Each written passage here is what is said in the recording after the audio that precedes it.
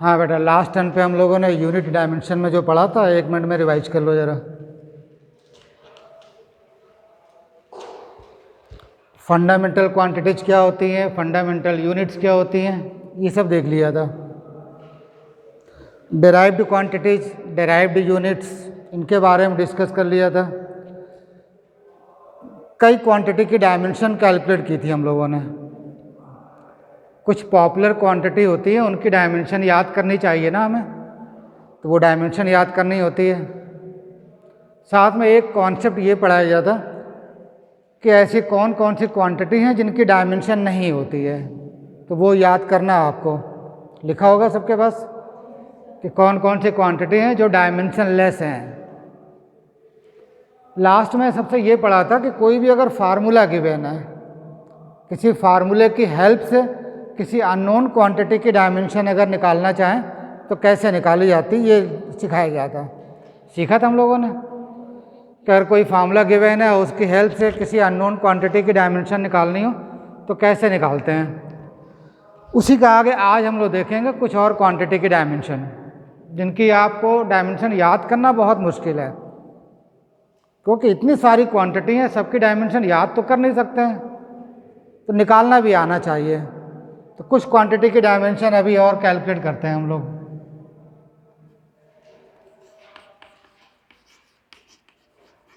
Find out,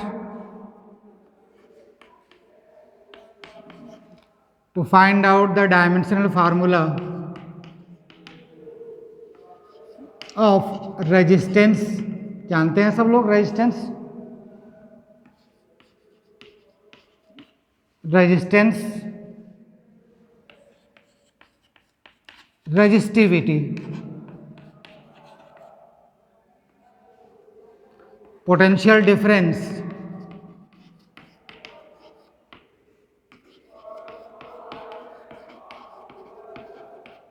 potential difference, specific heat capacity,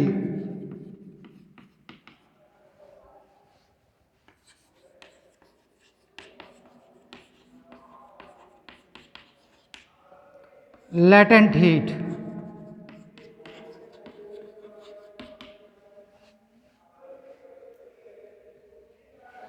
और भी कुछ चीज़ें जो पॉपुलर हैं जिनको याद करना चाहिए, हमें रट लेना चाहिए, निकालना भी आना चाहिए और याद भी हो जाना चाहिए। कभी कभी कन्फ्यूजन हो जाता है, भूल जाते हैं हम। जहाँ कन्फ्यूजन होता है तो जो गलत होता है ना, उसकी तरफ अट्रैक्शन ज़्यादा होता है। आर सी, आर का मतलब क्या होता है, रेजिस्टेंस, सी का मतलब कैपेसिटेंस, ये बहुत इंपॉर्टेंट है। एल अपॉन आर, एल का मतलब इंडक्टेंस, लेंथ नहीं, इंडक्टेंस। आर का मतलब रेजिस्टेंस। एल सी, एल का मतलब इंडक्टेंस, सी का मतलब कैपेसिटेंस। बहुत इंपॉर्टेंट है ये सारी चीज़ें। ये म्यू नॉट जानते हैं सभी लोग, mu naught permeability of space, epsilon not permittivity of space. उनकी डायमेंशन याद नहीं कर सकते हम लोग, बट इसकी डायमेंशन याद की जा सकती है, mu naught into epsilon not. जिसके नीचे अंडरलाइन किया ना हमने, ये चीज़ें आप जरूर याद करोगे। To find out the dimensional formula of resistance, resistivity, resistivity को हिंदी में प्रतिरोधकता बोलते हैं, या फिर बोला जाता है स्पेसिफिक रेजिस्टेंस। रेजिस्टेंस हो गया प्रतिरोध, प्रतिरोधकता। पोटेंशियल डिफरेंस का मतलब विभवांतर। स्पेसिफिक हीट कैपेसिटी विशिष्ट ऊष्मा। लेटेंट हीट गुप्त ऊष्मा, थोड़ा बहुत याद होगा। लेटेंट हीट आइस की क्या होती है, 80 कैलोरी पर ग्राम। वाटर की स्पेसिफिक हीट कैपेसिटी क्या होती है, 1 कैलोरी पर ग्राम डिग्री सेल्सियस। तो वो सब याद, कभी अगर किया होगा क्वेश्चन तो याद हो जाता है सब चीज़ें। इतने का कम से कम आपको और डायमेंशनल फार्मूला आना चाहिए। चलो स्टार्ट करते हैं भाई। पहला क्या था, resistance.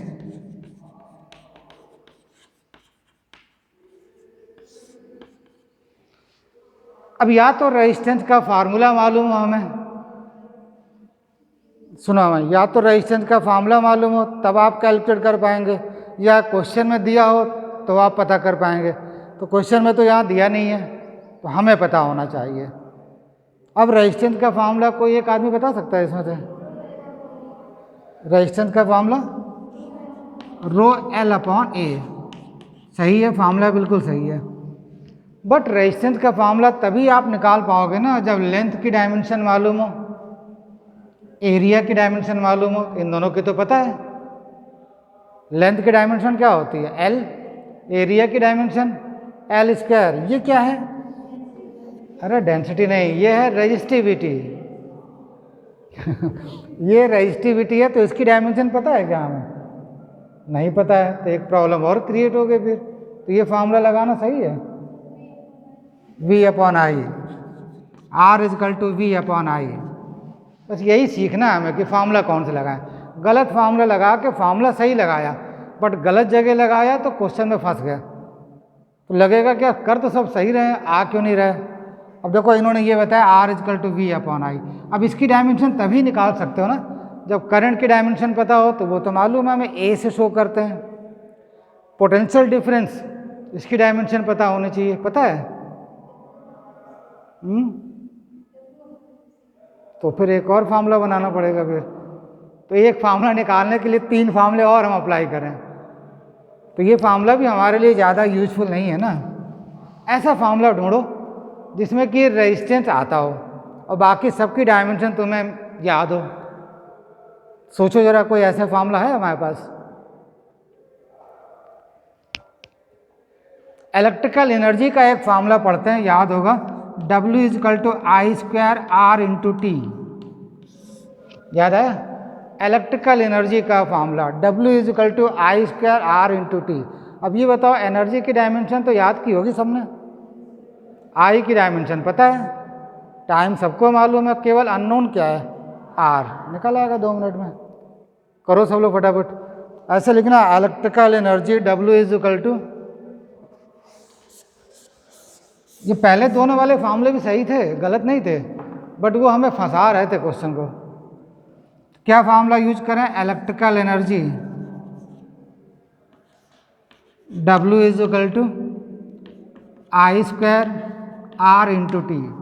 There for R equal to क्या हो जाएगा बेटा? Energy divided by I square into T.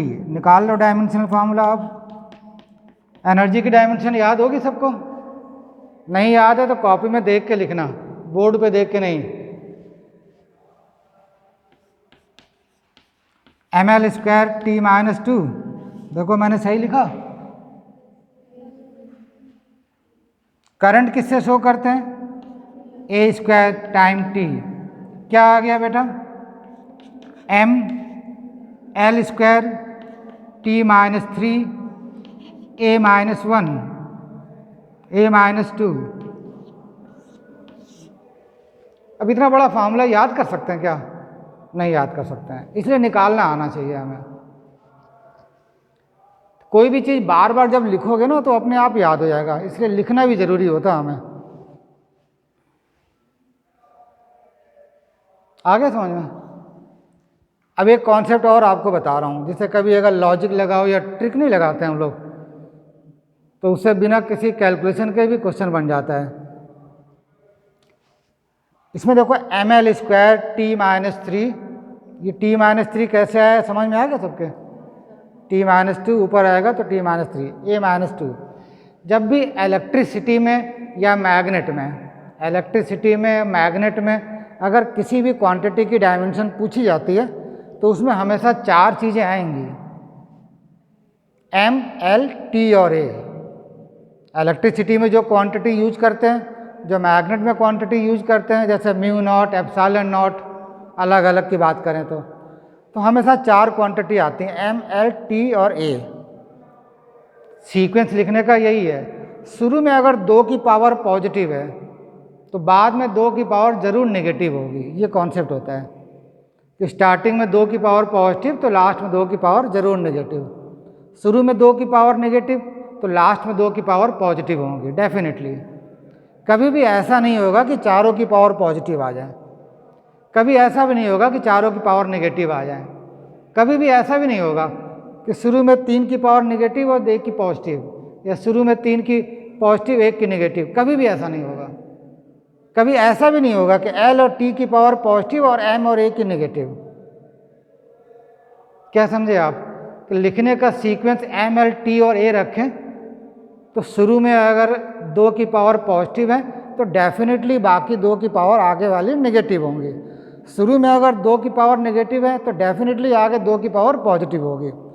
अब कभी कभी ट्रिकी क्वेश्चन बनाए जाते हैं, कुछ बच्चे केवल लिखते ही है, केवल कैलकुलेशन करना जानते हैं, तो जो क्वेश्चन 1 सेकंड का बनाया गया, क्योंकि हर क्वेश्चन के टाइमिंग होती है कि ये क्वेश्चन बनाया गया उसका टाइम 1 सेकंड रख दिया गया, एक क्वेश्चन बनाया गया उसका टाइम 5 मिनट रख दिया गया, इस तरह से तब जाके आपको 45 क्वेश्चन फिजिक्स से मिलते हैं टाइमिंग के हिसाब से।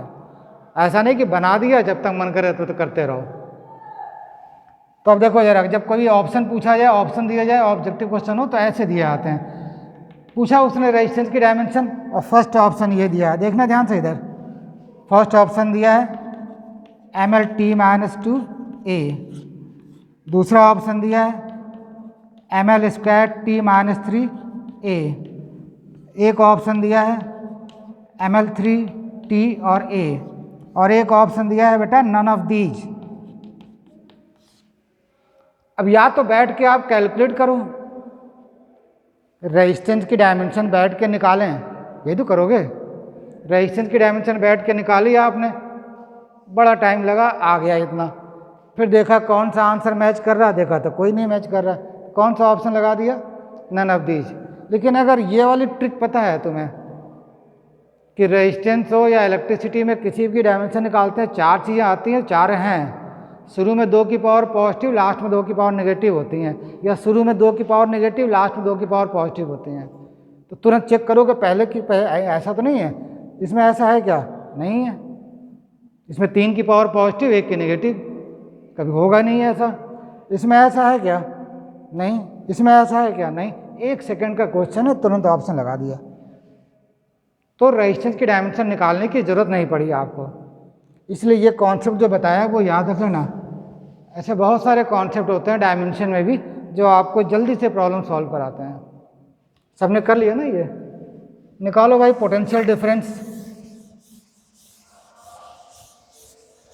पोटेंशियल डिफरेंस रेजिस्टिविटी का निकाल लोगे कि नहीं, ये बताओ। अच्छा क्यों? रेजिस्टिविटी का निकाल लोगे कि नहीं? अभी फॉर्मूला बताया इन्होंने, R = ρL/A। आर का तो निकाल लिया तुमने, आर का तो निकाल लिया, अब रो का निकाल आएगा। पोटेंशियल डिफरेंस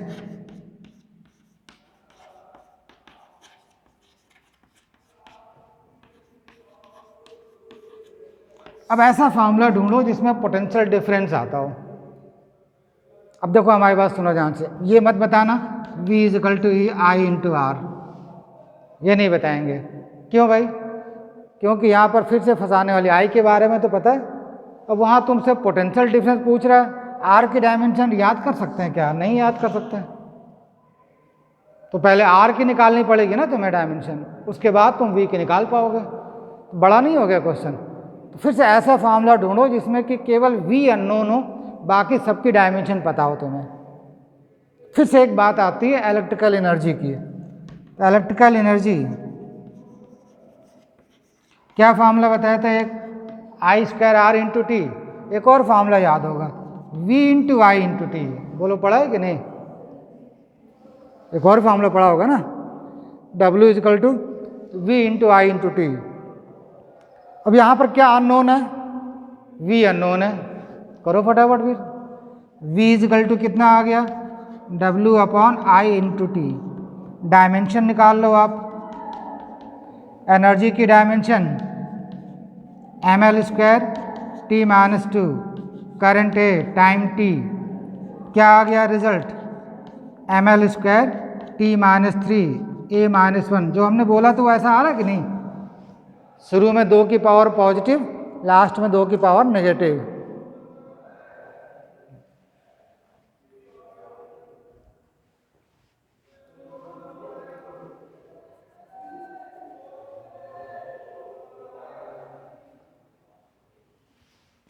साफ कर दूं?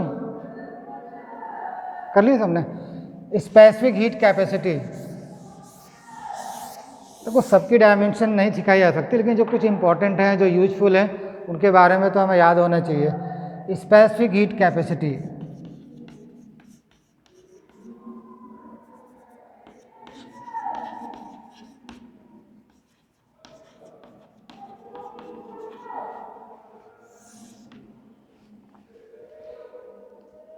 ऐसा फार्मूला ढूंढो जिसमें स्पेसिफिक हीट कैपेसिटी आती हो।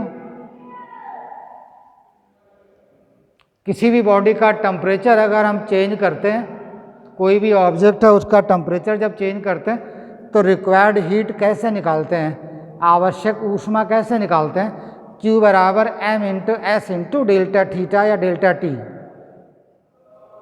तो heat required to change the temperature,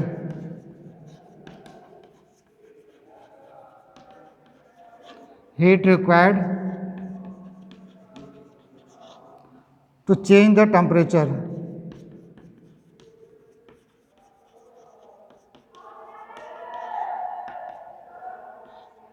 क्या फॉर्मूला बताया अभी हमने? Q बराबर Q is equal to m into S into delta T. अरे मालूम होगा ना, हीट एनर्जी को किससे शो करते हैं? Q से। Q is equal to m mass होता है, S होता है specific heat capacity, delta T क्या है? ये टाइम नहीं है, टेंशन भी नहीं है, टेम्परेचर डिफरेंस है। तो ये क्या है? Temperature difference. S बराबर क्या आ जाएगा यहाँ से? Q upon m into delta T. सही है कि नहीं? कोई डाउट हो या कोई प्रॉब्लम हो तो पूछ लेना खड़े होकर। कल भी हमने यही कहा था कि ऐसा नहीं कि जो बोर्ड पे लिखा जाए केवल आप कॉपी करते रहो।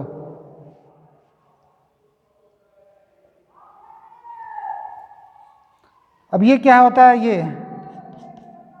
हीट एनर्जी है ना, कल बताया था वर्क और एनर्जी की डायमेंशन सेम होती है, और एनर्जी चाहे काइनेटिक एनर्जी हो, पोटेंशियल एनर्जी हो, इलेक्ट्रिकल एनर्जी हो, मैग्नेटिक एनर्जी हो, सबकी डायमेंशन सेम। तो ये एनर्जी है, इसकी डायमेंशन क्या हो गई बेटा? ml square T minus to. नीचे क्या है? m, क्या हो गया? m टेम्परेचर डिफरेंस केल्विन या थीटा शो करते हैं ना, याद है कल वाली बात? टेम्परेचर डिफरेंस या टेम्परेचर केल्विन या थीटा से। क्या आ जाएगा? m से m कैंसिल हो गया तो बाहर क्या लिखोगे? m की power 0 l square T minus to के माइनस 1। आया सबका? तो ये निकालना आना चाहिए, तुरंत निकाल लो जरा लेटेंट हीट, ये वाला।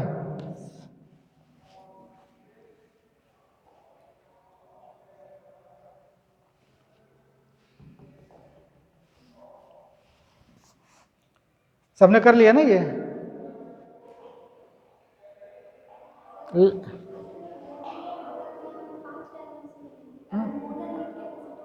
मोलर हीट कैपेसिटी होता है तो उसकी यूनिट भी यही होती है ना, यहाँ बस मोल होता है मास की जगह, तो म्यू लिखते हैं यहाँ पर। उसकी यूनिट होती है जूल पर मोल केल्विन, पर मोल होता है, पर ग्राम नहीं होता है।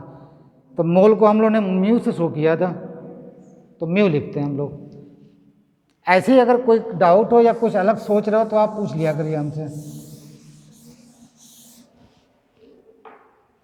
Latent heat,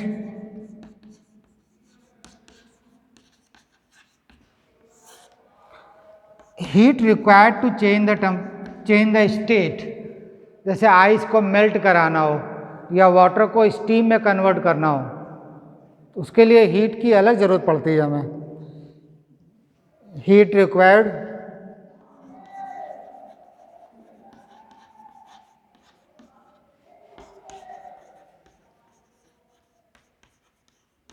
to change the state. याद है किसी को फार्मूला? फार्मूला तो आपको याद ही नहीं होगा किसी का। Q बराबर m इंटू एल होता है। m क्या होता है? मास। L होता है लेटेंट हीट। अब निकालो L इजकल टू Q क्या है? हीट एनर्जी, पता है उसके बारे में? ये एल है लेटेंट हीट, ध्यान रखना।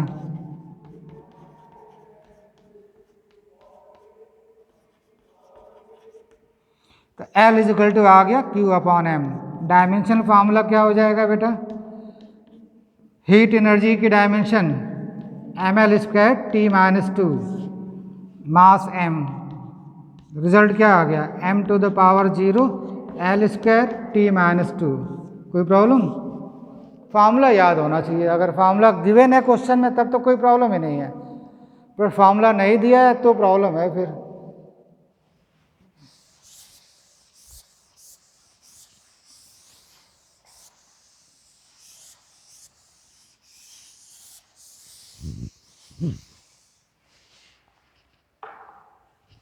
आरसी, अब आरसी की डायमेंशन निकालना है तो बहुत मेहनत वाला काम है। फिर क्या करना चाहिए आपको, आर की डायमेंशन निकालो पहले, फिर सी की डायमेंशन निकालो, तब निकाल पाएंगे ना। क्यों बेटा, आर की डायमेंशन याद है क्या? नहीं याद है? याद होता तो फिर 1 सेकंड का क्वेश्चन ये भी था, बट वो याद नहीं हो पाएगा। याद करने की कोशिश मत करना और याद हो भी नहीं पाएगा।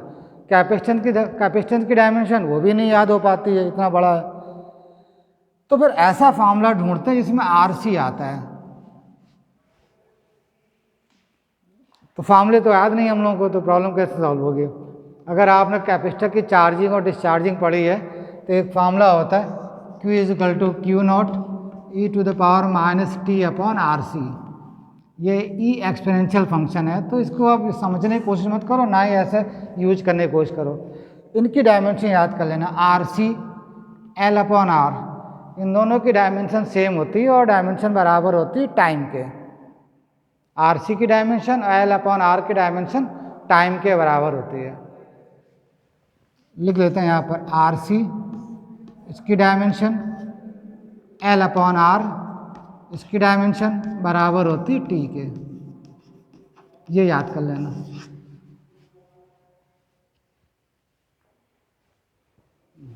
बच्चों को याद कराने के लिए ऐसे बोल दिया जाता है, ये लालू राम है, ये कालू राम है। तो लालू राम और कालू राम टाइम से आते हैं क्लास में। मतलब 2 बच्चे ऐसे हैं जो लालू राम कालू राम है, टाइम से आते हैं। तो ऐसे लिख सकते हो आप, लालू राम हो गया L upon R, Kalu Ram हो गया सी आर, टाइम से आते हैं तो टाइम डायमेंशन हो गई।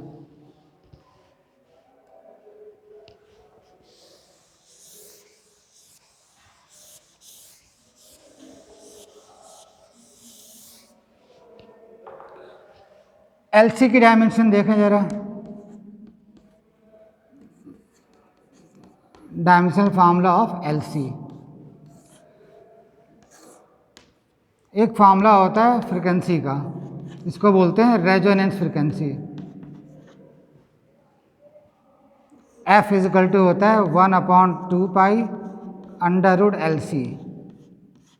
अभी हमने एक बात कही थी कि किसी भी क्वांटिटी की डायमेंशन निकालनी हो तो ऐसा कोई फार्मूला, सुनो हमारी बात पहले, किसी भी क्वांटिटी की डायमेंशन निकालनी हो, बार बार रिपीट कर रहा हूँ कि किसी भी क्वांटिटी की डायमेंशन निकालनी हो तो या तो उस क्वांटिटी का फार्मूला तुम्हें पता हो, या फिर ऐसा कोई फार्मूला पता हो जिसमें वो क्वांटिटी आती हो, बाकी सब नोन हो हमारे लिए। तो फ्रीक्वेंसी की डायमेंशन पता है, पाई की डायमेंशन क्या होती है? नहीं होती है। 2 की डायमेंशन नहीं होती है, तो ये तो बेकार हो गया। एलसी बचा, एलसी की डायमेंशन चाहिए हमें। तो ये अगर फार्मूला पता होता तो 1 सेकंड का काम है ये। तो फ्रीक्वेंसी एफ इजकल टू 1/2 पाई। सबसे पहला काम कल क्या बताया था कि कोई भी न्यूमेरिकल वैल्यू हो, कोई भी न्यूमेरिकल कांस्टेंट हो, उसकी कोई ज़रूरत नहीं है हमें, उसको हटा दो आप, तो 2 पाई गायब कर दो। अब जिसकी डायमेंशन चाहिए वो तो स्क्वायर रूट में है, तो स्क्वायर रूट हटना चाहिए। वो कैसे हटेगा? स्क्वायर कर लें, तो f square is equal to आ गया 1/L into c. Therefore L into c आ जाएगा 1/F स्क्वायर। बोलो सही है? Dimensional formula of LC। Frequency की डायमेंशन क्या पढ़ाई थी? T-1। स्क्वायर है तो क्या हो गया? T-2। ऊपर लिखा तो क्या आ जाएगा? सही है, T की पावर -1 होल स्क्वायर। पावर के ऊपर पावर हो पावर का मल्टीप्लाई हो जाता है। तो -1 में 2 का मल्टीप्लाई किया, t-2। पावर जब ऊपर से नीचे ट्रांसफर करते हैं साइन बदल जाता है और कुछ नहीं।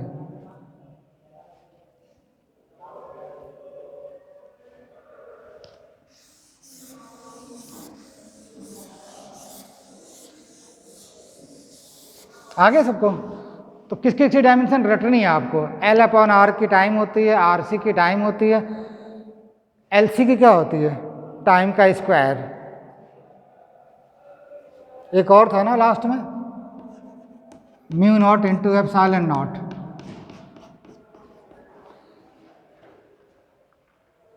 अब एक तरीका ये है कि आपको μ0 की डायमेंशन पता हो, वो पता नहीं होती है, निकाल लो, फिर निकालना ही मुश्किल है बहुत आपके लिए। दूसरा ε0 की डायमेंशन पता हो, दोनों की डायमेंशन पता है तो μ0 × ε0 की डायमेंशन निकाल सकते हैं। बट ये दोनों ही कैलकुलेट करना बहुत मुश्किल काम है, इनका फार्मूला लिखना पड़ेगा, फिर क्रॉस मल्टीप्लिकेशन करें। तो अगर पढ़ते हैं, जब फिजिक्स पढ़ते हैं ना, तो बहुत सारे फार्मूले पढ़ाए जाते हैं। उसमें एक फार्मूला ये भी होता है, μ0 × ε0 = 1/c²। तुम लोग तो सारे 12th पास आउट हो ना, तो ये सब फार्मूला कभी पढ़े नहीं, कभी सुने भी नहीं है, याद नहीं आ रहे हैं। सी बोला आता है स्पीड ऑफ लाइट।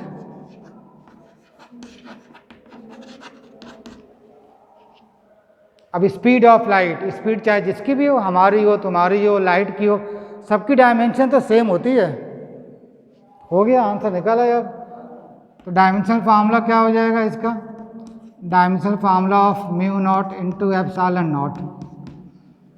बोलो, कैलकुलेट करो अपने मन से।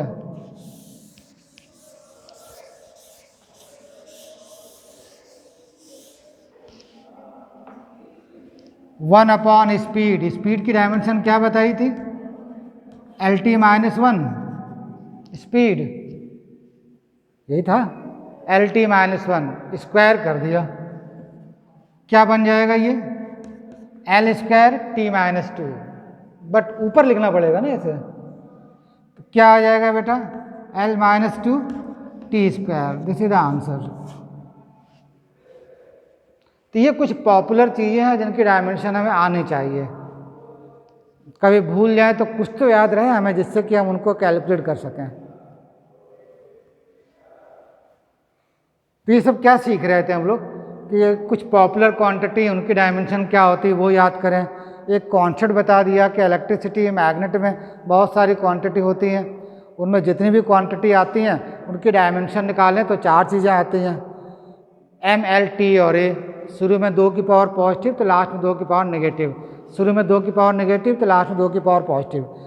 कभी ऐसा नहीं होगा चारों की पावर पॉजिटिव आ जाए, ध्यान रखना। ये कुछ और पॉपुलर चीज़ें थी, उनकी डायमेंशन ये याद करनी चाहिए हमें। इसके आगे आता है principal of homogeneity.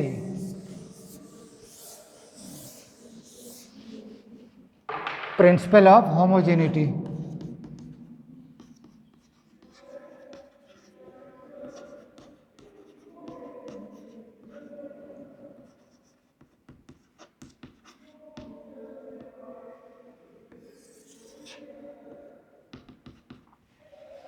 Principal of homogeneity.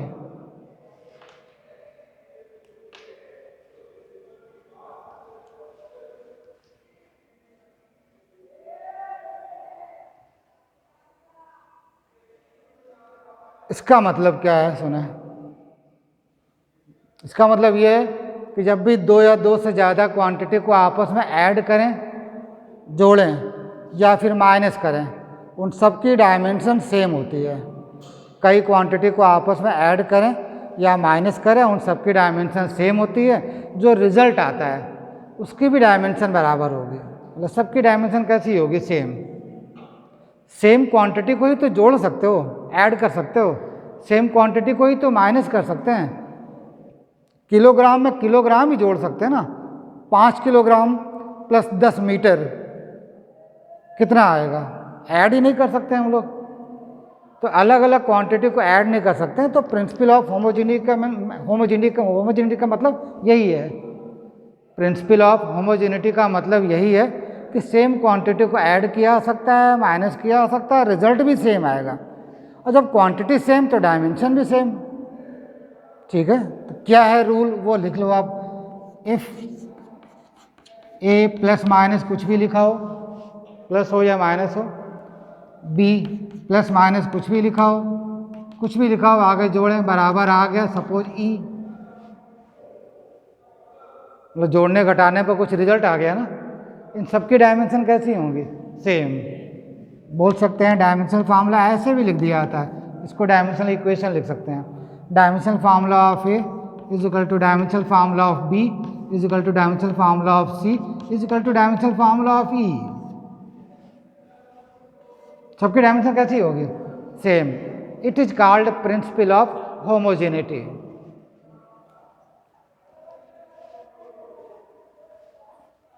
अब कैसे इसको अप्लाई करते हैं ये समझना हमें। हमने कल भी शायद कहा था कि इसमें कोई फार्मूला नहीं है, जैसे कि सेंटीपिटल फोर्स या इक्वेशन ऑफ मोशन का फार्मूला हो जाता है v is equal to U plus A T. U दिया है, ए दिया है, टी दिया है, v पूछ रहा है, फटाफट कैलकुलेट कर लिया आपने। यहाँ कोई फार्मूला नहीं, यहाँ कुछ कॉन्सेप्ट हैं और उनको समझने के लिए कुछ एग्जाम्पल लेके समझे आ सकते हैं, या प्रोसीजर होता है। तो इसका यूज कैसे करते हैं लिखो जरा। The distance travelled by the particle, the distance traveled by the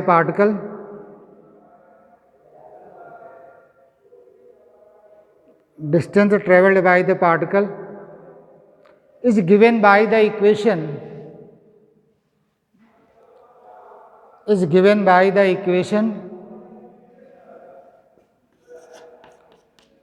line change कर लेना, s is equal to A T square plus B T plus C plus D upon T. देखो ये सिर्फ क्वेश्चन इसलिए कराया जा रहा है कि आपके समझ में आ जाए। नहीं क्वेश्चन एग्जाम में आएंगे वो बहुत छोटे छोटे होंगे। यहाँ हम लोग सीखने बैठे ना, तो सीखने के लिए इस तरह के इतने बड़ी इक्वेशन दे दी आपने।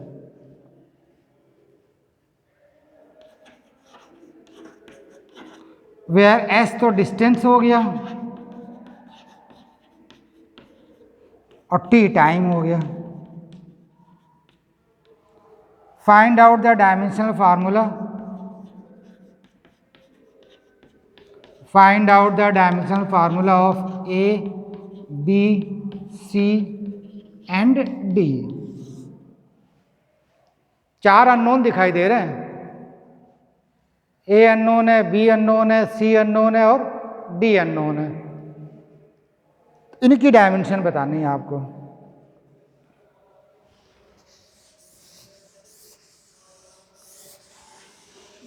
तो किसका यूज करेंगे हम लोग? प्रिंसिपल ऑफ होमोजेनिटी का। क्यों यूज करेंगे भाई? ऐसा क्यों दिमाग में आया कि हमें यही वाला रूल अप्लाई करना है? क्यों? क्योंकि कई क्वांटिटी आपस में ऐड हो रही हैं। तो जब भी अगर कई क्वांटिटी आपस में जुड़ती दिखें या घटती दिखें तो समझ लेना कि यही वाला कॉन्सेप्ट लगाना है। तो पहले तो ये इक्वेशन उतारेंगे आप। सोल्यूशन कैसे करोगे? एस इक्वल टू लिखोगे A T square plus B T plus C plus D upon T. ये दोनों आपस में ऐड हो रहे हैं ना। इधर देखो बेटा, ये दोनों जुड़ रहे हैं तो दोनों की डायमेंशन बराबर होगी कि नहीं? इसकी भी डायमेंशन बराबर होगी, इसकी भी डायमेंशन बराबर होगी, और बराबर किसके होगी? एस की डायमेंशन के बराबर। मतलब इन सबकी डायमेंशन आपस में इक्वल होगी। ठीक है, अब आप सॉल्यूशन कैसे करेंगे? इन दोनों की डायमेंशन बराबर होगी तो इन दोनों की डायमेंशन बराबर करें, लिखना नहीं। बी टी की डायमेंशन इज इक्वल टू सी की डायमेंशन। कुछ आया क्या? बी की डायमेंशन या सी की डायमेंशन कोई आई? नहीं आई। क्यों? क्योंकि एक कंडीशन लगाई तुमने और 2 अननोन है। तो एक कंडीशन से 2 अननोन तो नहीं निकाल सकते हो ना। तो ऐसे 2 को इक्वल करो जिसमें केवल एक अननोन हो। चारों को इक्वल कर सकते हैं, बट तुम्हें क्या करना है? ऐसे 2 को इक्वल करो जिसमें केवल एक अननोन हो। इन दोनों को इक्वल करने से कोई फायदा हुआ? नहीं। इन दोनों को इक्वल करने से कोई फायदा होगा? बोलो भाई। इन दोनों को इक्वल करने से भी कोई फ़ायदा नहीं होगा, बट इन दोनों को अगर इक्वल कर दें फ़ायदा हो जाएगा, क्योंकि एस तो डिस्टेंस है पता है, टी टाइम है पता है, ए अननोन है निकल आएगा। इन दोनों को इक्वल कर दें बेनिफिट मिलेगा हमें, एस पता है, टी पता है, बी निकल आएगा। इन दोनों को इक्वल करें आ जाएगा रिजल्ट, इन दोनों को इक्वल करें आ जाएगा रिजल्ट। तो ऐसे दो को इक्वल करो जिसमें केवल एक अननोन रह जाए, बाकी सारी चीज़ें हमें पता हों। आ गया समझ में? सोल्यूशन कर लो फटाफट स्पीड से।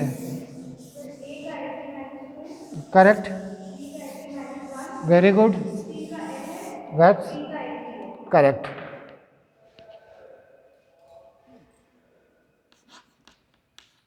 ए टी स्क्वायर की डायमेंशन इक्वल टू एस की डायमेंशन, तो ए की डायमेंशन क्या आ जाएगी बेटा? एस अपॉन टी स्क्वायर की डायमेंशन। जिनको नहीं आता उनके लिए बता रहा हूँ मैं, तो डायमेंशन क्या हो गई? ये एल हो गया और ये टी माइनस टू। एक आंसर आ गया सबका फटाफट। डी टी की डायमेंशन, ये डायमेंशन इक्वेशन बोल देते हैं, ऐसे भी लिख सकते हो आप। हिंदी में लिखोगे ना या इंग्लिश में लिखोगे डायमेंशनल फार्मूला तो टाइम खराब करेगा, मत लिखना। बी टी की डायमेंशन बराबर एस की डायमेंशन, तो बी की डायमेंशन क्या आ जाएगी? S upon T. जिनको बिल्कुल नहीं समझ में आ रहा वो कॉपी कर सकते हैं, एल टी माइनस वन। बाकी कर लोगे कि नहीं? सी की डायमेंशन एल हो गई और डी अपॉन टी की डायमेंशन आ जाएगी एल टी। बस आप केवल मल्टीप्लाई डिवाइड करना जानते हो ना, हम सब सिखा देंगे आपको, बस सीखने की कोशिश करोगे तो। नहीं तो इसके पहले भी पढ़ ही रहोगे कहीं ना कहीं। आगे सबको एक एग्जाम्पल और करते हैं, साफ कर दो ना।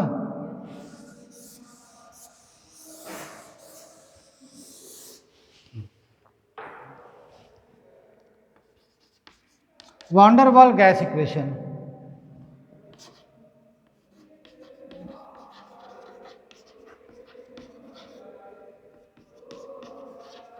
Wander Waals gas equation,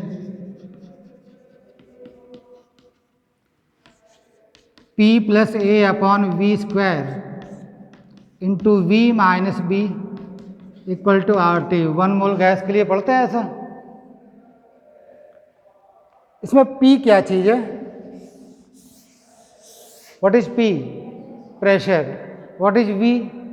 volume. V क्या है? वॉल्यूम। R क्या होता है? Universal gas constant. T क्या होता है? टेम्परेचर है, एब्सोल्यूट टेम्परेचर। बट A और B के बारे में नहीं मालूम है।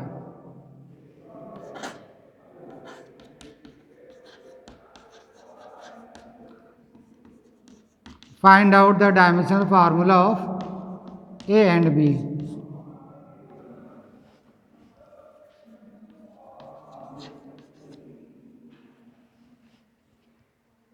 इसमें कौन सा रूल लगाना चाहिए? नोट कर लो पहले क्वेश्चन।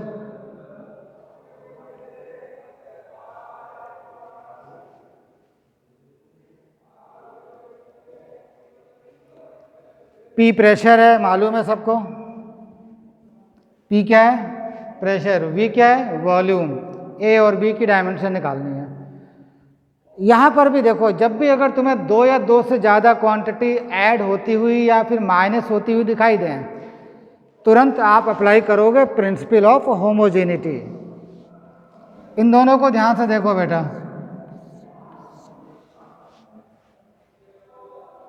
P और A upon we square add हो रहे हैं ना, इधर देख लो जरा। P और A upon we square add हो रहे हैं, तो इनकी डायमेंशन कैसी होंगी? सेम, इक्वल कर लो। P की डायमेंशन पता है, वॉल्यूम की पता है, A की निकल आएगी। Because dimensional formula of A upon we square is equal to dimensional formula of pressure, therefore dimensional formula of A is equal to P into V square. क्या आ जाएगा प्रेशर की डायमेंशन? याद है? अरे याद है, F अपॉन A। हमने कहा था ना जो लिखा है 10-15 उनको तो याद कर लो आप।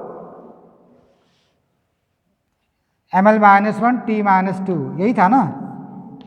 वॉल्यूम की डायमेंशन, वॉल्यूम की डायमेंशन L क्यूब, स्क्वायर है तो क्या हो गया?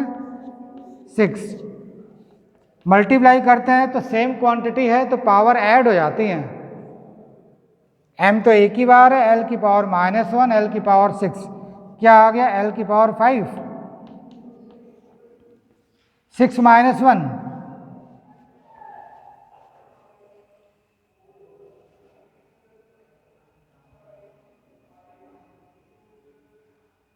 आ गया समझ में कि नहीं? अगर कैलकुलेशन में नहीं समझ में आता ना कि ये पावर कैसे 5 आ गए तो भी पूछ सकते हो, क्योंकि अगर वो नहीं आ रहा है तो आगे तो फिर हमें बहुत कुछ नहीं आएगा। इन दोनों के डायमेंशन इक्वल कर सकते हैं कि नहीं, क्योंकि दोनों माइनस हो रहे हैं। तो dimensional formula of B equal to dimensional formula of volume. What is answer? L3। Bracket बनाओ ना बनाओ कोई प्रॉब्लम नहीं है, यहाँ कौन सा करके हमें दिखाना है, हमें तो आंसर लाना है। इसलिए जब सीख लें हम लोग तो कोशिश करो कि कम से कम लिखें, लेकिन इतना भी कम ना लिखें कि प्रॉब्लम ही गलत हो जाए। सबने कर लिया होगा ना ये? दोबारा यही इक्वेशन, एक एग्जाम्पल और करेंगे लास्ट। दोबारा यही वाली इक्वेशन नोट करो और देखते हैं कितना सीखा आपने। यही वाली दोबारा लिखो एग्जाम्पल लिख के, von der Waal gas equation P + A/v²। एक बार फिर लिखा यही क्वेश्चन।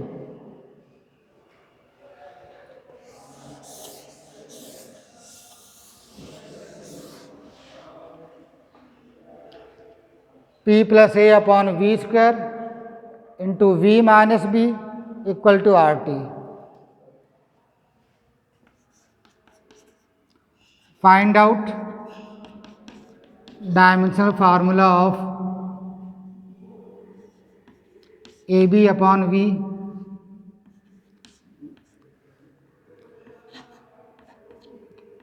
PB/A RT/PB RT/B। बहुत सारे हो सकते हैं।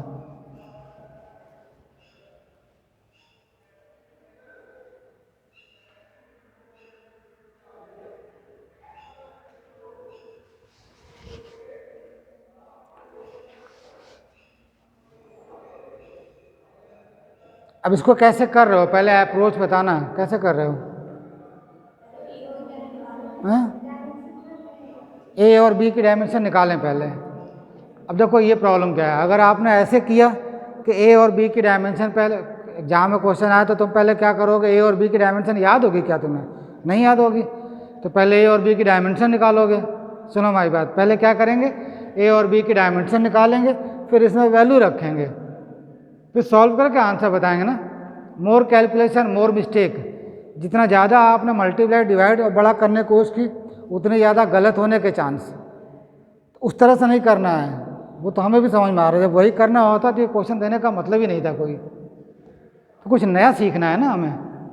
अब इनकी डायमेंशन वैसे तो निकाल ही सकते हो, कोई प्रॉब्लम नहीं है, पर थोड़ा दिमाग लगाओ कि उसके बिना हम कैसे निकाल सकते हैं। इन दोनों का आपस में अगर मल्टीप्लाई कर लें, अब ऐसे तो ये बहुत टफ हो जाता, फिर तो आर की डायमेंशन आपको निकालनी पड़ जाती है और बी की भी डायमेंशन निकालनी पड़ती। तो क्या करें, इन दोनों को पहले मल्टीप्लाई कर लो। करो बैठ के मल्टीप्लाई, बिल्कुल इजी वे में आता है ना मल्टीप्लाई करना। इसका ऐसे मल्टीप्लाई करो, आ गया PV, फिर इसका ऐसे मल्टीप्लाई करें P × B, फिर इसका ऐसे मल्टीप्लाई करें A/v² इंटू v से एक v कैंसिल, A/v, फिर इसका इसमें मल्टीप्लाई करें, आ गया AB/v² और ये आ गया RT। अब इसमें कई क्वांटिटी आपस में, सुनो बेटा इधर यहाँ से पहले, उसके बाद आप अपने मन से लगाओगे। कई क्वांटिटी इसमें देख रहे हो ऐड हो रही हैं और सब्ट्रैक्ट हो रही हैं। तो जितनी क्वांटिटी आपस में ऐड हो रही है और सब्ट्रैक्ट हो रही है, सबकी डायमेंशन कैसी होगी? सेम। तब आपको क्या करना है, आपको किन दो क्वांटिटी की डायमेंशन इक्वल करनी है? उन दो क्वांटिटी की डायमेंशन इक्वल करनी है जिससे कि इसका रिजल्ट आ जाए, ये चीज़ आ जाए, AB आ जाए।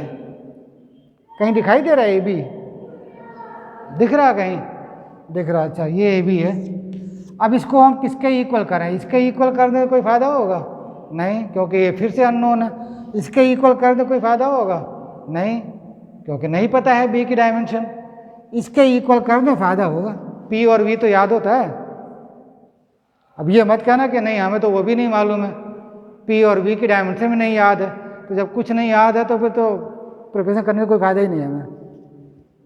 चलो करो फटाफट, किसको बराबर करें? Dimension formula of a B upon we square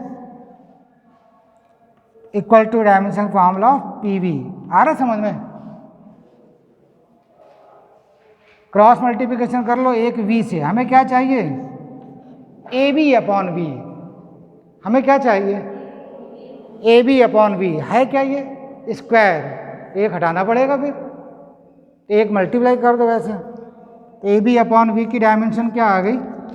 P V square की डायमेंशन। नोट कर लो फटाफट भाई। प्रेशर की dimension ml minus 1 t minus 2। Volume की डायमेंशन L की पावर क्या आ गया? 6। वॉल्यूम L क्यूब होता है, स्क्वायर है तो क्या बन गया? बोला करो भाई, बोलते नहीं हो ना तुम लोग। क्या आ जाएगा? ml 5 t minus 2। देखो मेरा कहीं गलत तो नहीं है?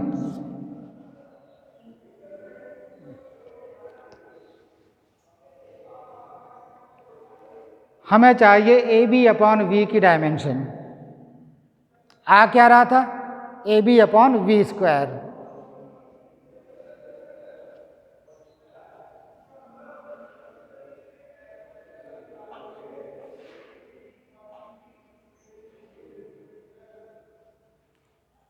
एक और कर लो बस, उसके बाद बाकी आप करना, समझा दे रहे। ये वाला करके बताओ कितना आएगा रिजल्ट। पी बी अपॉन ए की डायमेंशन किन दो को इक्वल करूं? ये पी बी है और ये ए वाला है, इनको बराबर कर लो, आ जाएगा तुरंत। कितना? L minus 3। Very good. तुम लोग को आता सब समझ सकते हो, बस केवल पढ़ाई करो, सब कुछ आ जाएगा।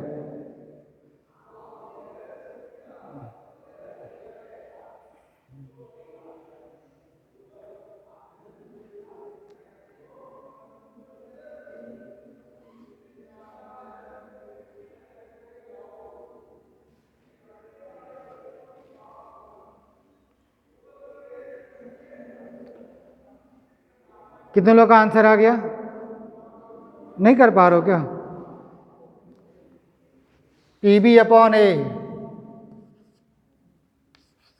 पी बी अपॉन ए, इसकी डायमेंशन बराबर किसके की आपने? नहीं, पी बी अपॉन ए की डायमेंशन तो निकालनी थी हमें। किसके किसकी बराबर की हम लोगों ने? पी बी और a upon v. P b की dimension equal to a upon b की डायमेंशन। तो p b upon a equal to आ गया 1 अपॉन वी। बोलो जरा अब क्या हो गया भाई? ये L की पावर माइनस 3। आंसर समझ में आया? तो इस तरह से लॉजिक लगा के आप बड़े बड़े क्वेश्चन छोटे कर सकते हो। बाकी ये दो कर सकते हो ना अपने मन से। R T upon P V dimension less. Very good. R T upon P V कितने लोगों ने कैलकुलेट किया था? ये किया था? आ गया था? कोई डायमेंशन नहीं आएगी। R T upon P V M0 L0 T0 आएगा। कर लेना ईमानदारी से फिर।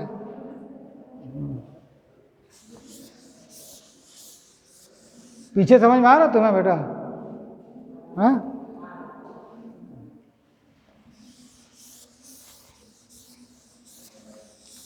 एंगल की डायमेंशन क्या होती है?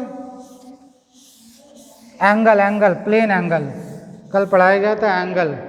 एंगल की डायमेंशन नहीं होती ना। Sine theta, cos theta, tan theta, जितने भी ट्रिग्नोमेट्रिकल फंक्शन हैं, इन सब की कोई डायमेंशन नहीं होती, ध्यान रखना। जब एंगल की डायमेंशन नहीं होती तो sign theta, cos theta, tan theta, इनको एक्चुअली हम लोग क्या बोलते हैं? Trigonometrical ratio. ये एक्चुअल में क्या है? रेशियो हैं। तो रेशियो की कोई डायमेंशन नहीं होती है।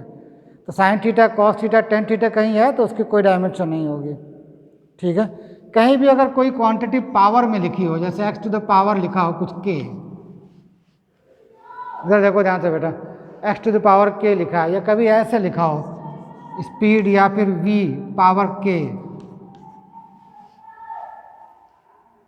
तो किसी भी फिजिक्स में ऐसा होता है कि किसी भी क्वांटिटी की अगर पावर आप लगा रहे हो तो वो पावर हमेशा न्यूमेरिकल वैल्यू होगी। वो पावर क्या होगी? हमेशा न्यूमेरिकल वैल्यू होगी। और न्यूमेरिकल वैल्यू न्यूमेरिकल कांस्टेंट की डायमेंशन क्या होती है? नहीं होती है। फिजिक्स में कोई ऐसा फार्मूला नहीं होता है जिसमें ऐसा कुछ बन जाए speed to the power force, ऐसा कभी नहीं। तो जब भी अगर किसी क्वांटिटी की पावर दिखाई दे तो उसकी डायमेंशन नहीं होती है। दो बातें और मन में याद करोगे क्या? एंगल की डायमेंशन तो नहीं होती है, sign theta, cos theta, tan theta, इनकी भी डायमेंशन नहीं होती है। कोई क्वांटिटी पावर के फॉर्म में है तो उसकी भी डायमेंशन नहीं होती है।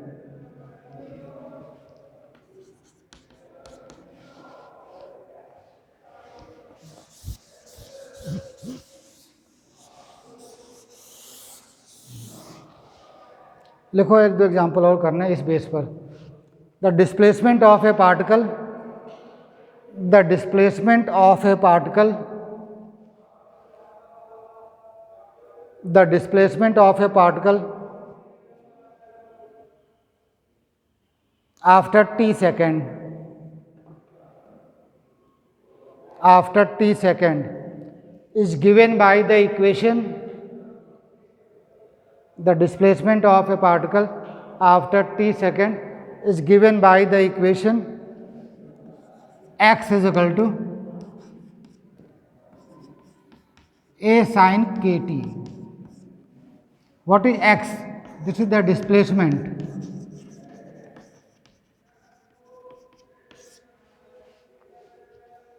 a के बारे में नहीं पता है, k के बारे में नहीं पता है, t तो टाइम है यहाँ पर। What is t? टाइम। करना क्या है? Find out the dimensional formula.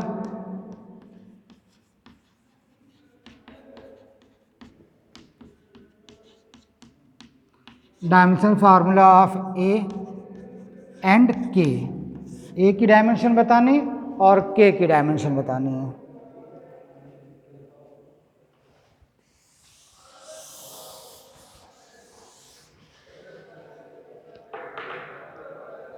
अब सुनो जरा, जो हमने बोला उसका यूज कैसे करेंगे। पहले तो इक्वेशन नोट कर लो आप। क्या इक्वेशन है? x is equal to A sine K T. ये क्या होगा? ये साइन, साइन लिखा है ना, इधर देखो बेटा, पहले समझ लो, उसके बाद फिर दूसरे क्वेश्चन मिले तो कर सकते हो। साइन के टी, साइन के साथ एंगल ही लिखा जाता है ना, sine theta, cos theta, tan theta. ऐसा थोड़ी कोई फार्मूला बनता है। Sine of speed, sine of power, sine of force. तो साइन के साथ जो भी लिखा होगा वो एक्चुअल में क्या होगा? एंगल होगा। क्या होगा? ये एंगल। बस इसी है। जहाँ हम लोग बोलते हैं ना कि एंगल की डायमेंशन नहीं होती है, तो ये वहीं तक नहीं है। इसका यूज बहुत अच्छी तरह से कर सकते हो आप। उसी यूज को लेकर प्रॉब्लम बना दी जाती है। बट हम लोगों ने तो याद किया कि एंगल की डायमेंशन नहीं होती है, अब उसको अप्लाई किया नहीं कहीं, तो वही प्रॉब्लम टफ हो जाती है हमारे लिए। बोलते हैं बहुत टफ पेपर आ गया था। ये एंगल है, तो ये एंगल क्या होगा? डायमेंशन लेस होगा ना। और जो डायमेंशन लेस होता है उसकी जगह 1 लिख सकते हैं हम लोग। तो के टी इज एंगल।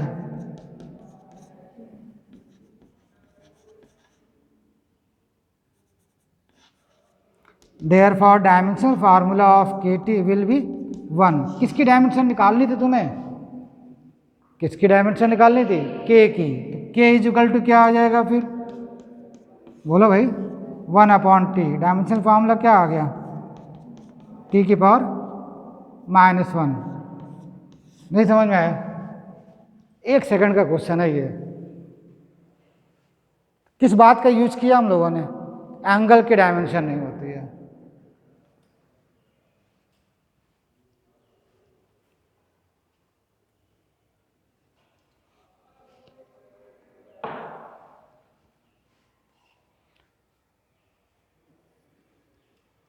आ गया सबके समझ में?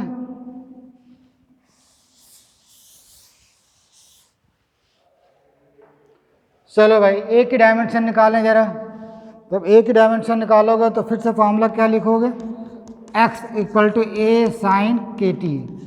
जिसकी डायमेंशन निकालनी है उसी का फॉर्मूला लिखा जाता है। तो A इज इक्वल टू क्या आ जाएगा, x upon sine K T. अब साइन लिखा हो, टेन लिखा हो, कॉस लिखा हो, उसकी डायमेंशन तो नहीं होती है। तो A की डायमेंशन क्या हो गई, ये x क्या था, डिस्प्लेसमेंट, ये क्या है साइन, तो इसकी कोई डायमेंशन नहीं, इसकी डायमेंशन डिस्प्लेसमेंट L, डिस्प्लेसमेंट है तो डायमेंशन क्या हो गई L।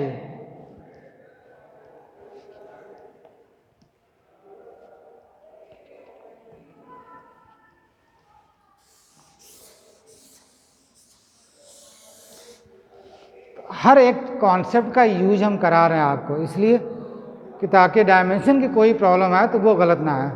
और एक प्रॉब्लम तो आनी है, एक प्रॉब्लम तो आती है। एक एग्जांपल करके दिखाइए। Velocity of a particle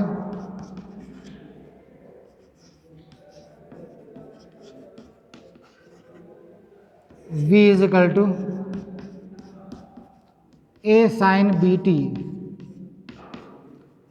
plus c cos D x.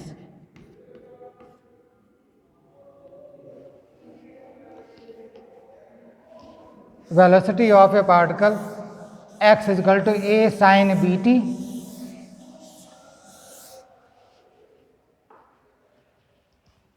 Plus c into cos D X, where t the time और x डिस्टेंस है या फिर डिस्प्लेसमेंट। x क्या है, डिस्टेंस। बाकी ए बी सी डी के बारे में कुछ नहीं पता है।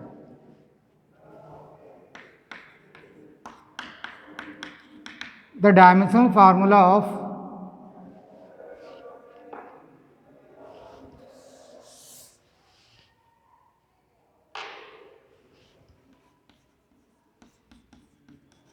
The dimensional formula of b upon d, पहला ऑप्शन दिया हुआ है LT, LT minus one, L minus one T, L minus one T minus one. दूसरा क्वेश्चन है dimensional formula of A upon C, पहला ऑप्शन है LT, दूसरा option है LT माइनस वन, तीसरा ऑप्शन है L minus one into T, एक option है नन ऑफ दीज। चलो फटाफट दो क्वेश्चन है करके दिखाइए। कौन हो गया, अरे वाह।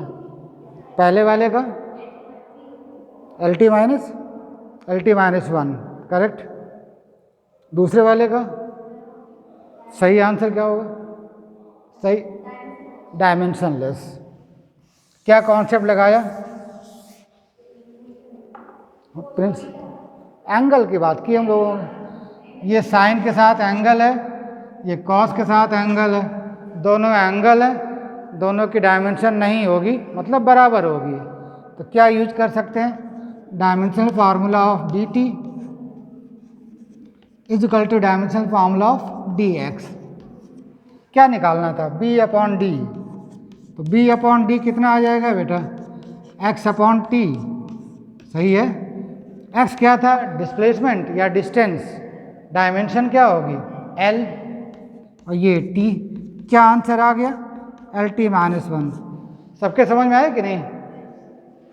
आप ये सीखो, अगर मान लो कोई क्वेश्चन नहीं आ रहा तो ये सीखो कि मुझे क्यों नहीं आ रहा है, कहाँ पर मिस्टेक की हम लोगों ने। बस जहाँ आपने ये सोचना शुरू किया वहीं प्रॉब्लम सॉल्व हो जाएगी।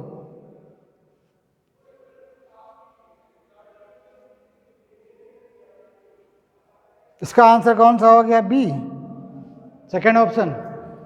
और इसका आंसर क्या होगा, नन ऑफ दी। तो सही आंसर भी लिखना, ऐसा नहीं कि नन ऑफ दी टिक करके वो आगे बढ़ गए।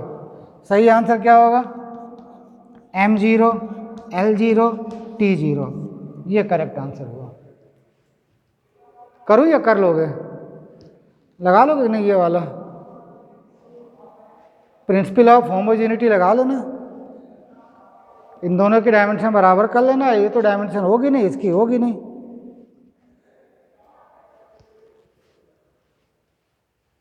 अच्छा ये वाला आया कि नहीं समझ में सबके? हाँ नहीं आ रहा है? इतने बुझे मन से क्यों बोल रही हो फिर? कोई प्रॉब्लम है क्या? नहीं कोई डाउट हो तो पूछ लो, क्योंकि जो यहाँ कराया जाए वो आपको आना चाहिए ज़रूर। जिसको वो नहीं आ रहा देख लो जरा, क्या लिख सकते हैं? साइन बी टी ना लिखो ना, उसकी डायमेंशन होती नहीं है, तो डायमेंशन ऑफ ए लिख दें डायरेक्ट बराबर डायमेंशन ऑफ सी, क्योंकि कॉस डी इसकी तो डायमेंशन होगी नहीं, कॉस साइन टेन इसकी कोई डायमेंशन नहीं होती ना, तो किसकी डायमेंशन लिख दूँ? सी की। अब किसकी बात कर रहा था वो? ए अपॉन सी। ए अपॉन सी तो कुछ बचा ही नहीं, कुछ नहीं बचा तो 1, 1 का मतलब हो गया m0 l0 t0। आगे समझ में?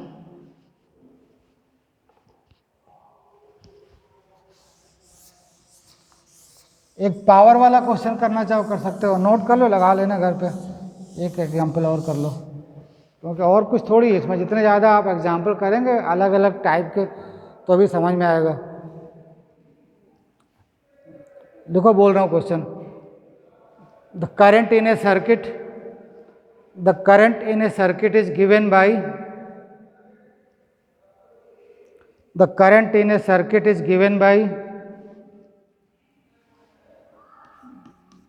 I equal to I nought E to the power minus T upon के।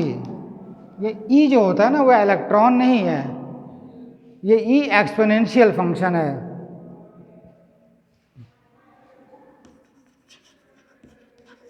Where I nought maximum current, where I nought is the maximum current, T time, find out the dimensional formula of के।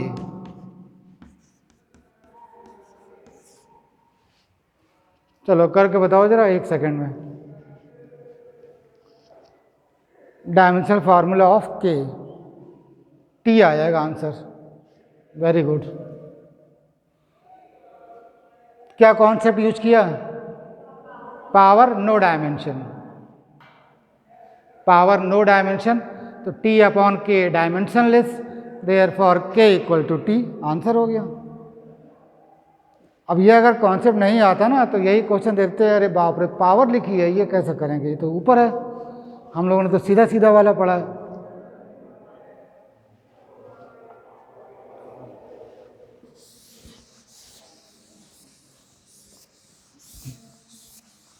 सबका आ गया कि नहीं?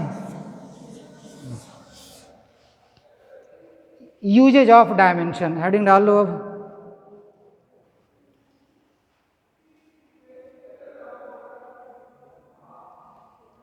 Usage of dimension,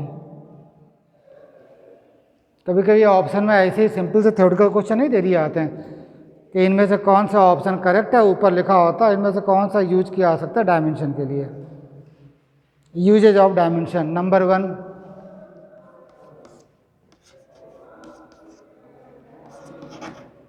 to check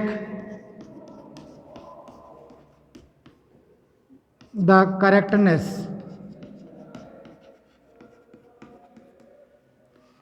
of given formula। कोई relation given है, कोई relation given है, कोई फार्मूला गिवन है, और ये चेक करना है कि ये फार्मूला सही है या गलत है। तो कैसे चेक करते हैं कोई फार्मूला सही या गलत है? कोई फार्मूला लिखा होगा तो उसमें लेफ्ट हैंड साइड होगा, राइट हैंड साइड होगा, LHS होगा, RHS होगा, तो आपको क्या करना है? LHS की डायमेंशन निकालनी है, RHS की डायमेंशन निकालनी है। दोनों की डायमेंशन अगर बराबर है तो फार्मूला सही है, अदरवाइज गलत है। क्या समझे? LHS की डायमेंशन निकालो, RHS की डायमेंशन निकालो, दोनों साइड की अगर डायमेंशन बराबर है तो फार्मूला सही है। कभी कभी इसका यूज करते हैं बड़े बड़े सवालों में, जैसे मान लो SHM में कभी कभी क्वेश्चन ऐसा आ जाता कि बहुत सारी चीज़ें बनी होती हैं और बोलता है टाइम पीरियड निकालो, तो हम लोग सीधे सीधे कॉन्सेप्ट लगा के टाइम पीरियड निकालना शुरू कर देते हैं। बहुत बड़ा सा ऑप्शन में दिया रहता है, तो वो तरीका सही है, गलत नहीं है वो, बट हमें तो जल्दी से प्रॉब्लम करनी है ना। तो हम पहले चारों ऑप्शन में ये चेक कर लेते हैं कि LHS और RHS की डायमेंशन किस में बराबर है।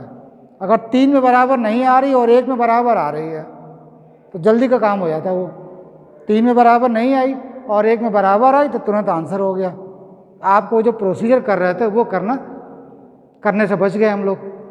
ये सब सीखोगे जब जैसे पढ़ते जाएंगे तो वहाँ देखेंगे कि ये ऐसे क्वेश्चन किया आ सकता है और ये ऐसे जल्दी से किया आ सकता है। इसलिए ये भी आना चाहिए हमें कि कैसे चेक करते हैं। एक एग्जाम्पल करना बस। लिखो the velocity the speed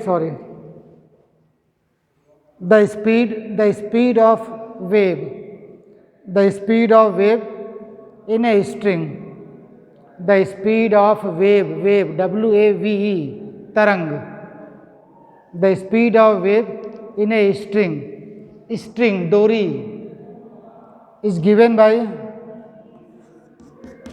V is equal to under root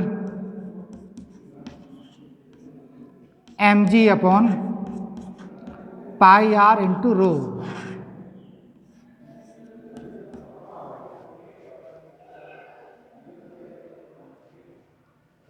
under root mg upon pi into r into rho. m क्या हो गया? मास, किसी का भी मास हो उससे कोई मतलब नहीं। g समझते हो ना सब लोग? एक्सीलरेशन ड्यू टू ग्रेविटी, इसकी डायमेंशन वही होती है जो एक्सीलरेशन की होती है।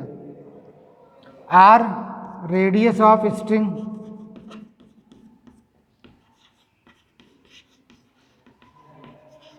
और रो जो है वो डेंसिटी है।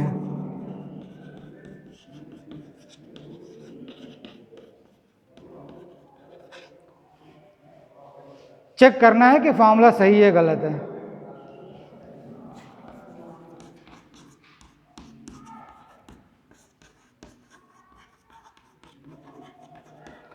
Check the correctness of this formula. क्या करना बताया हमने? LHS की डायमेंशन लिखो अलग से, RHS की डायमेंशन लिखो, तो चेक करो दोनों की डायमेंशन इक्वल आती है कि नहीं।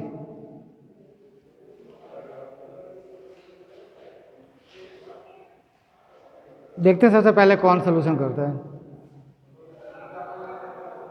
बहुत इजी वे में करना, क्योंकि जरा सा अगर गलत हुआ, कहीं मिस्टेक हुई तो तुरंत आना कुछ और चाहिए, आप कुछ और रिजल्ट जाएगा।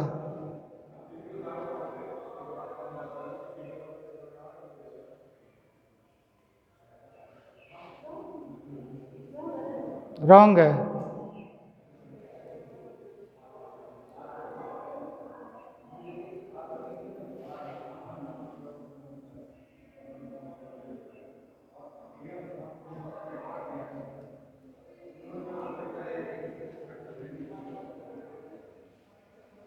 R तो लेंथ होता है ना, LT -2 एक्सीलरेशन वही वाला, M मास, पाई की कोई डायमेंशन नहीं, डेंसिटी की डायमेंशन लिखी होगी देख के लिख लेना, ml -3। दोनों को देखो, चेक करो इक्वल है कि नहीं। वेलोसिटी या स्पीड की डायमेंशन क्या होती है? LT -1। क्या हुआ? दोनों इक्वल आ रहे हैं? नहीं, तो डायमेंशनली इनकरेक्ट है, गलत है फार्मूला। दोबारा चेक करो जरा, यहाँ R² लिख दिया, अब चेक करो दोबारा, चेंज कर दिया फार्मूला, क्या हो गया? पाई R²। दोबारा फिर चेक करो जरा फटाफट, अब सही हो गया।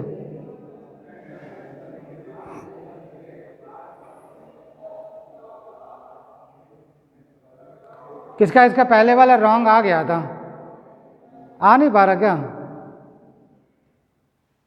आ गया था ना? दोबारा भी चेक कर लेना, पाई R² लिखकर।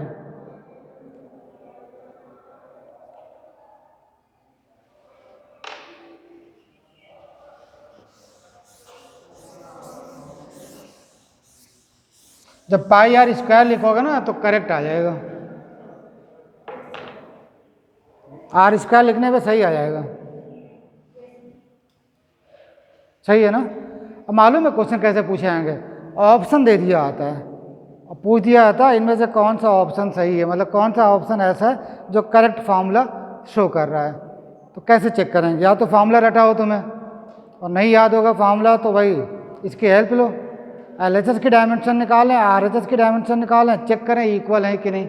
अगर इक्वल आता है तो फिर करेक्ट होगा फार्मूला, अदरवाइज रॉन्ग होगा।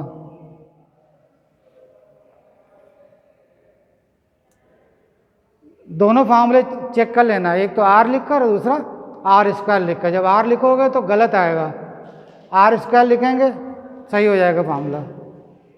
Second use, to find the relation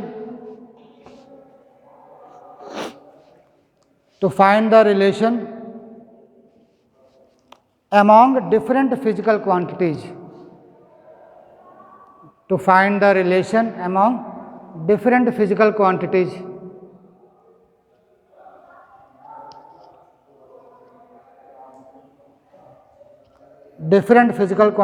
according to given condition, according to given condition।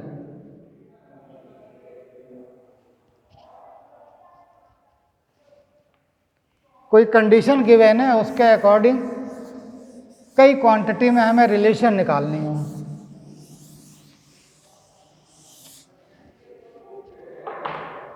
जैसे फार्मूला निकालना हो, हालांकि फार्मूला निकालना ऑब्जेक्टिव में ज़्यादा कुछ नहीं आता, लेकिन फिर भी हमें आना चाहिए, उससे कुछ ना कुछ सीखने को हमें मिल जाता है। जैसे यही वाली बात कहते हैं हम लोग, R लिखा था तो फार्मूला गलत होता ना, R² लिख दिया तो क्या था, सही हो गया था। अब आपसे पूछता कि ये फार्मूला जो R लिखा ये गलत है, ठीक है, अब कह रहा सही फार्मूला तुम बताओ। अब सही फार्मूला आप कैसे बताते हैं, या तो आपको याद हो या तो होगा नहीं। तो सही फार्मूला हम निकाल सकते थे इस सेकंड यूज की हेल्प से, जो सेकंड यूज पढ़ने जा रहे हैं उसकी हेल्प से सही फार्मूला निकाल सकते थे हम लोग। आ रही बात समझ में। तो सेकंड यूज का एग्जांपल देख लो, एक लिख लीजिए एग्जांपल। हमने बताया था कोई बहुत सारे प्रोसीजर हैं, कोई फार्मूला तो है नहीं इस टॉपिक में। The time period of a simple pendulum, the time period of a simple pendulum, capital T लिखना, the time period of a simple pendulum bracket में capital T depends on length of pendulum L, length of pendulum L and acceleration due to gravity G, and acceleration due to gravity G।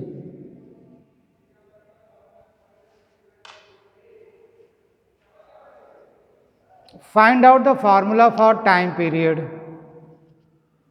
find out the formula for time period with the help of dimension, with the help of dimension।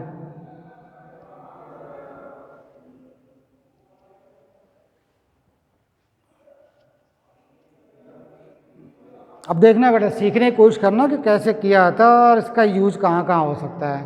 देखो ध्यान से ज़रा, time period किस किस बात पर depend कर रहा है, L पर और G पर। तो जो क्वांटिटी जिन जिन क्वांटिटी पर डिपेंड कर रही हो, जो क्वांटिटी जिन जिन दूसरी क्वांटिटी पर डिपेंड कर रही हो, उस क्वांटिटी के उनके डायरेक्टली प्रोपोर्शनल एज्यूम कर लेते हैं। कैसे, पहले एक लाइन लिखेंगे, because T depends on length of pendulum L and acceleration due to gravity G। सुनो बेटा इधर ध्यान से, T किस किस बात पर डिपेंड कर रहा है, L पर और G पर। अब यहीं पर ये एज्यूम कर लोगे, सपोज कर लिया T, ये क्वांटिटी डिपेंड कर रही है ना, किस पे डिपेंड कर रही है, L और G पर, बट कैसे डिपेंड कर रही है ये नहीं पता है। L पर डिपेंड कर रही है तो L के स्क्वायर के डायरेक्टली प्रोपोर्शनल है या इन्वर्सली प्रोपोर्शनल है या क्यूब के डायरेक्टली प्रोपोर्शनल है, इसके बारे में तो नहीं मालूम है। बस ये पता है कि L पर डिपेंड कर रही है। ये तो नहीं पता ना कि L बढ़ाने पर T बढ़ेगा कि घटेगा, ये तो नहीं पता है कि L घटाने पर T बढ़ेगा कि घटेगा, ऐसा तो कुछ पता नहीं है। बस ये पता है कि एल पर डिपेंड कर रही है। तो कैसे डिपेंड कर रही है वो एज्यूम कर लेते हैं कि T directly proportional to L to the power A. Suppose कर लिए पावर ए पर डिपेंड कर रही है, और किस पर डिपेंड कर रही थी? जी पर, जी की पावर बी। मतलब क्या हो गया कि जो क्वांटिटी जिन जिन दूसरी क्वांटिटी पर डिपेंड करती है उनकी पावर लगाओ और फिर डायरेक्टली प्रोपोर्शनल एज्यूम कर लो। अब ये पावर जो लगाई थी ये हमारे लिए अननोन है। अब हमारा काम यही है कि ए और बी की वैल्यू निकालें, फार्मूला निकाला जाएगा।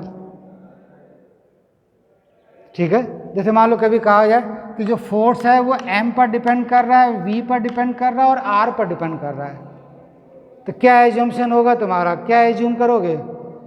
F directly proportional m to the power a, v to the power b, r to the power c, कुछ भी पावर एज्यूम करोगे।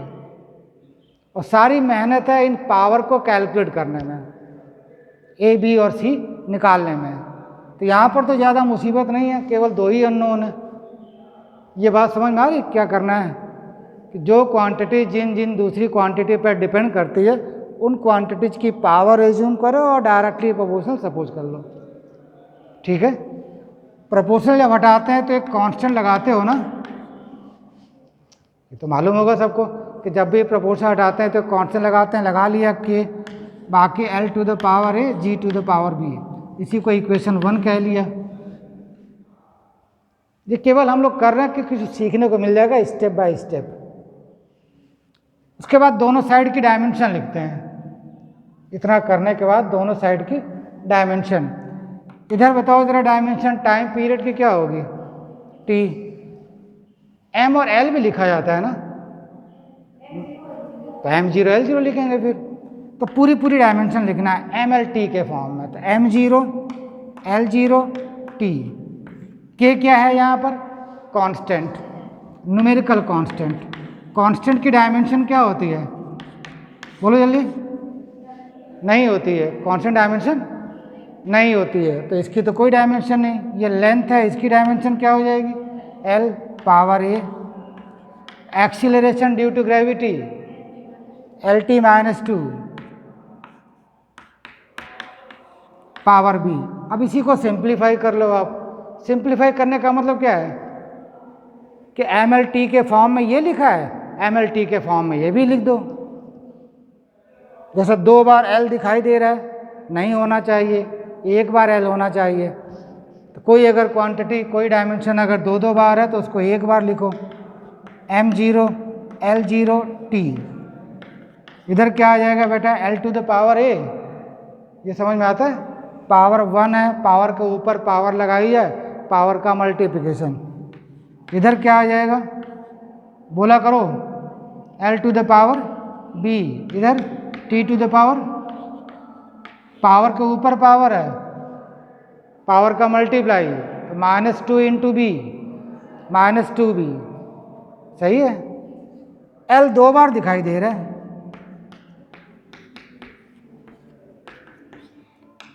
सेम क्वांटिटी का मल्टीप्लाई करो, पावर ऐड हो जाती है। m नहीं है ना इधर, m की पावर 0 लिख दो। इन दोनों का मल्टीप्लाई किया तो L to the power a plus B, T to the power -2b। अब बताओ दोनों एक जैसे हो गए कि नहीं? LHS में देखो MLT दिखाई दे रहा है, LHS में MLT दिखाई दे रहा है, RHS में भी MLT दिखाई दे रहा है। L 2 बार तो नहीं है, M 2 बार है क्या? T 2 बार है। तो जो फॉर्म LHS का है वही फॉर्म क्या है? RHS का है। तो दोनों एक ही चीज़ तो हैं। जब दोनों एक ही चीज़ हैं तो दोनों की पावर आप कंपेयर कर सकते हो। क्या करें? दोनों की पावर कंपेयर करें। इधर m की पावर 0, इधर भी है 0, कोई प्रॉब्लम नहीं है। इधर L की पावर 0, इधर L की पावर a प्लस बी। क्या लिख सकते हैं? a plus B equal to 0। इधर t की पावर -2b, इधर t की पावर बोलो 1, तो b इज इक्वल टू क्या आ गया? -1/2। किसी को प्रॉब्लम कोई? यही b की वैल्यू यहाँ लिख दो, a -1/2 is equal to 0। A is equal to क्या आ गया 1/2।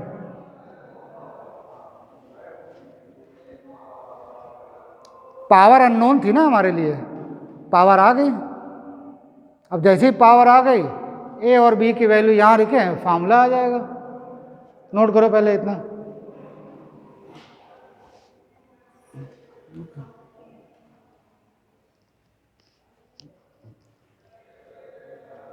इसमें वैल्यू रख के फार्मूला निकाल लेना, ठीक है, दैट्स ऑल।